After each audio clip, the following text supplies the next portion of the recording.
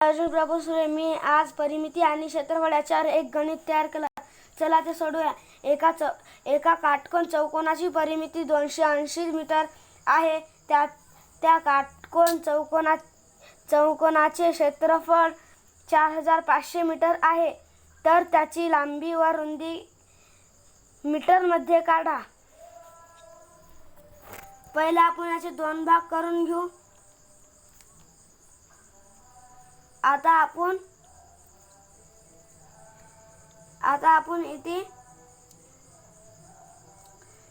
आपल्याला जे काढायचं आहे त्याचं सूत्र लिहून घेऊ.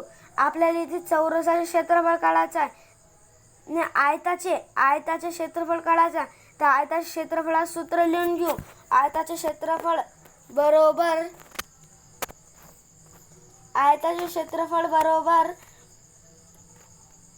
लांबी गुणिले रुंदी. आता आपल्याला जे दिलेलं आहे ते सूत्र लिहून घेऊ. आयताची परिमिती बरोबर 2 गुणिले गोल कंसात लांबी अधिक रुंदी.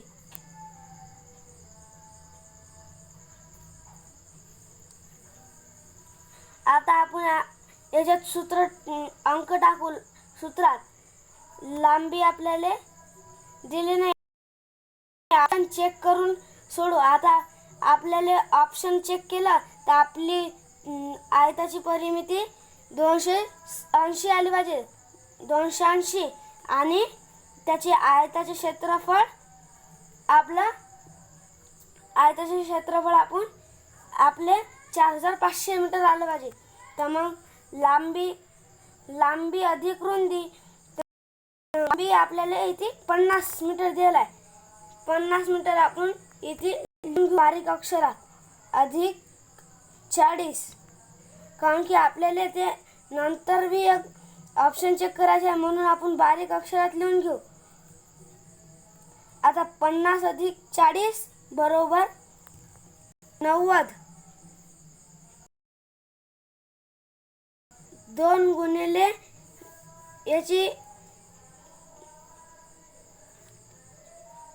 याची बेरीज झाली 90 मीटर. आता आपण 90 गुणिले 2 करू. 90 गुणिले 2 बरोबर 180 मीटर. 180 मीटर हे आली आपली परिमिती. आता आपली इथे परिमिती 280 पाहिजे, तर इथे 180 आलं म्हणून ए नंबरचं कट झालं. आता इथे आपण लिहू बी नंबरचं. आयताची परिमिती सूत्र लिहून घेऊ. आता आपण 2 गुणिले लांबी अधिक रुंदी. 2 गुणिले लांबी किती आहे 90 अधिक रुंदी 40. तर मग आपण इथे या दोघांची बेरीज किती आहे 2 गुणिले 9 4 13 आणि हे 130 गुणिले 2. याची परिमिती आली आपली 260 मीटर. आपल्याला 280 पाहिजे ते 260 आलं, तर बी नंबरचं बी कट. आता आपण सी नंबरचं पाहू.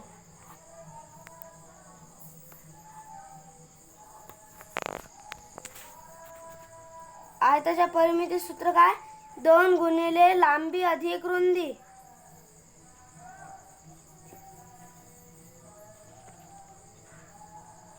बरोबर 2 गुणिले लांबी आहे 90 अधिक रुंदी आहे 50 बरोबर 2 गुणिले 90 आणि 50 140 बरोबर 140 गुणिले 2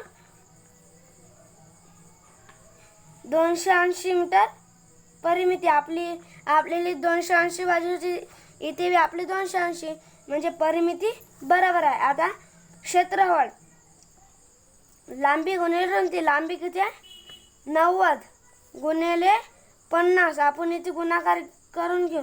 90 गुणिले 50 हे 0 तसंच तसा 0 9 0 बरोबर. आता 5 गुणू 5 0 0 9 5 45. मग इथे हे 2 शून्य तसेच्या तसे खाली, हे 5 खाली 4 बरोबर 4500 मीटर हे आपले क्षेत्रफळ आले. आपल्याला 4500 मीटरच पाहिजे होतं ना, म्हणून आपला आन्सर येणार आहे सी नंबरचं.